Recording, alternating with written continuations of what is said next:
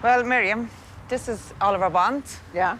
So Oliver Bond was built in 1936 by Herbert Sims. We have 16 blocks of flats and we have 3 houses that were originally built for caretakers. And you've been here for 5 generations? My children are the 5th generation to live in the home that my mother still lives in right now. Wow. Yeah. Now, Miriam, this is one of the first homes that I'll bring you into. And I'm not going to say where we are because some people are ashamed of the conditions. And as you can see, this bathroom is tiled lovely.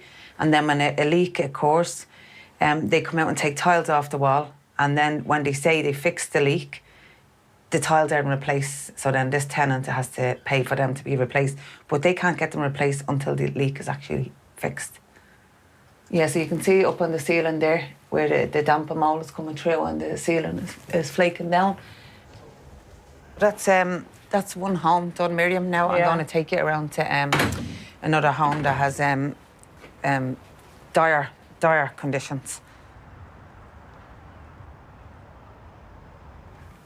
And there you go. As you can see, the damp and the mould that's going on the last 3 years. That's all right. It's up and then it goes all the way down. And you can see the back of the sockets here? Yeah. Yeah. Somebody's sleeping here. No, but she hasn't slept in this bed in 3 years. The rent for this home, because there's 4 adults and there's 4 workers, it's $1,250 a month since the rent increase is what is paid here. The conditions that we've been forced to live in for the last 3 years is absolutely dire conditions. When I did sleep in the bedroom, I suffered reoccurring tonsillitis. I probably had it once a month. It got to a point where I said, I can't even afford to go to the doctor anymore to pay for a prescription. So I resorted to the sofa, which now it's stopping me being tonsillitis, stopping me being sick most of the time, but now I'm reoccurring neck spasms, back spasms, because I'm sleeping on a sofa for 3 years. I don't even want to get upset. I basically have no relationship with my parents anymore because I'm constantly fighting with my father. He's a barman, so he comes in from work late. He wakes me up.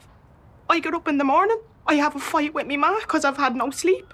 And it's just reoccurring every single day to the point where I actually don't even want to come home to this house. I'm 27 years of age and my brother's 21 years of age and we're still in the same back bedroom for $1,250 a month. Some mortgages aren't even $1,250 a month and we pay to live in a 2-bedroom flat. That's non-livable anymore. Tell me about the report that Trinity College did recently. Oh, yeah. So 2 years ago, the Liberties Project done some research with Trinity College and they went to all their local GPs for all the residents in Dublin E and they figured that the findings was that the residents in Oliver Bond are 2.4 times more likely to have asthma over any other area in Dublin E. And that's because of the damp and mould, I assume. Yeah, so that study would have been based on an earlier study called Environmental Conditions in Oliver Bond House that found that 83% of households had considerable damp and mould, 73% of households had considerable issues with draft, there was issues with rodent infestation, and then the report with Trinity would have been looking for a health outcome that would be clearly correlated with those physical conditions. So now we're coming down from the high block and we're entering what B block and G block. Okay. These blocks are called. And then, as you can see, look at the bins. These bin sheds were built. Yeah. And the bins need to be in the bin sheds to stop the rats. Are there rats? Oh, the place is full of rats.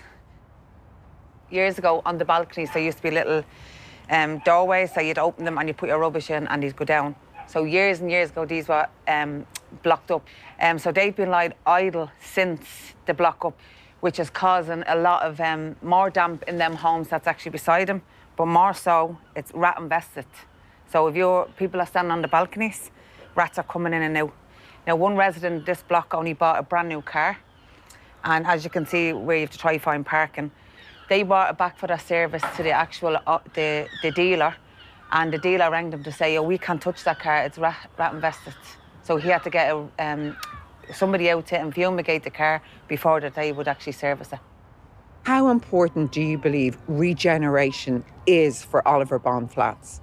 Well, it's not just important, it's absolutely vital. It is necessary. I mean, the issues here are well documented, they're well researched. It has been completely neglected for years on end. There's people living in horrendous conditions. There's families here in hugely overcrowded situations trying to raise families. It's not just a nice to have, it's an absolute necessary for these people. So what would you say to the Minister if he was in front of you now, Leslie? I would say to him that he needs to not see this as simply a units issue, as statistics, as numbers on a page. He needs to look at and listen, really, really listen to the people that are living here. They need this. They need phase 1 to be started. It's already behind schedule. They need it now. We've had nothing but student accommodation and hotels going up around us. While that's all looking beautiful, we're being neglected in the middle of it. Yeah, so as you can see, Miriam, these are a few of the positive stuff that's happening now in the community. Oliver Bond Potato Patch. So the community are local after schools, young people. Right. Is doing it with the NCD, Dublin City Council and the Liberties Community Project. And out the back of this, there's a garden and they're growing potatoes. But we can do all the positive stuff we want, but it's the homes that they're going back to is the problem. You know, it's the overcrowding. It's you know, the department just need to invest in Dublin City Council while Dublin City Council and the residents are investing in each other. We all need support. We need a whole cohesion. We need a whole, just everybody on board.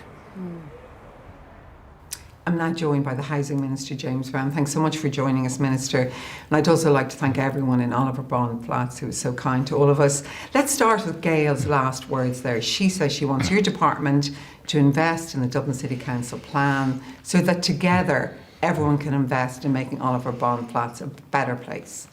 Absolutely. We are determined to invest in the regeneration of Oliver Bond House and to ensure that people can live in dignity, live with respect. I mean, the kind of accommodation people are living in there right now is totally unacceptable, and the government is making very significant money available, the money that is necessary to fully regenerate Oliver Bond House and build additional units there as well, additional homes, so that people can stay within that local community. And we're working with Dublin City Council to ensure that happens. I hear you saying that. But for the people that we met over the past 2 days, they feel the regeneration has been paused indefinitely. And what would you say to that young woman, Chloe Hanlon, who's sleeping in that bedroom with all that mould? And it's so bad, she now sleeps on the couch for 3 years. What would you say to her? Well, all I can say to her is totally unacceptable. You see that kind of mould in somebody's house, I mean, and we know how dangerous mould is, so it is absolutely unacceptable. I want to see this happen now with a level of urgency that I think that has not been there to now. The Regeneration Fund is still there, that money is available, and regeneration has not been refused. There is an issue around one element of the plan put forward by Dublin City Council, and that is the loss of up to 40% of existing homes. And I think we can, I've been speaking with Dublin City Council, with Richard Shakespeare. I've spoken with Frank Clark, who's the chair of the forum there as well. And I believe we can get a very quick resolution to this and get shovels in the ground, get that regeneration commencing as quickly as possible. Key, a quick resolution. Because meanwhile, Chloe Hanlon and her family, like they're paying €1,250 a month for a flat that is not habitable. Do you accept that? I accept. It's a totally unacceptable situation. Can you do anything for that family, actually? Well, look, we can certainly engage with Dublin City Council in relation to that particular family, and I'm happy to do that and make representations because it is unacceptable conditions there. And while obviously ongoing maintenance of properties is so important, what the government is doing here is stepping in with very significant money to get that regeneration, to bring those homes up to a modern standard so people can live in dignity. When they've been to hearing about this regeneration with respect for a very long time. Yeah. Meanwhile, on every corner there's drug dealers, there's rats, there's mould. When will they see this regeneration? And I think when you look at it, I mean, these are works that should have happened not just in the last couple of years, but 20 years ago. We should be on a second upgrade at this point in time so people can have those homes that they deserve to live in and feel safe. So I think we can get a resolution on this in a matter of weeks and move on and start getting that regeneration to commence. Because as I say, this is not a money issue. The money is there and it is essential so people can have those safe homes to live in. Is the problem that you don't want certain units to go, but the people in Oliver Bond flats, what they need is more bed space, which is what the Dublin City Plan is providing for them? So the Dublin City Plan in relation to these particular blocks is losing up to 40% of all homes, which for me to make is bigger homes for people like Chloe Hanlon. So what we can do, and what is also part of this plan, is also to build additional homes for people as part of all of our bond community, so it grows, so there's more homes available, and having that right mix there, so we can deliver those bigger homes as part of the new homes that are also part of this plan. What I want to do actually, because when I looked at it, an awful lot of things are happening sequentially. We do this part and then we do that part and then we do the next phase, if you like. I think an awful lot of this can be done in parallel, that we can move an awful lot more quickly than what is actually currently planned, and accelerate that delivery and actually keep as many homes as possible while delivering the additional homes that people need so they can stay in their own local community. So I'd say for people watching in that flat complex, and you know, it was actually very moving to watch families trying to raise children in their ministry, doing their best. As Leslie Byrne, the councillor, she's also a principal of a local school, and she sees children coming in from there, doing their best at school, and then going home to mould and rats and drug dealers. Totally unacceptable. And I've been down to Oliver Bond House before, albeit in my previous role as Minister of State for Youth Justice. So I am very much aware of the social challenges down there. And these are ordinary, decent, good people trying to get through life in very difficult circumstances in homes that are totally unacceptable. So my absolute view on this is we need to accelerate that delivery now. We can resolve this with Dublin City Council in conjunction with the residents, because that's who it's for, and then deliver these homes, I think, even more quickly than what is currently intended. Okay, so would you have a date for, I know you're meeting them next Tuesday, the residents. Is that just because you're worried about the backlash, or you have something constructive to tell them?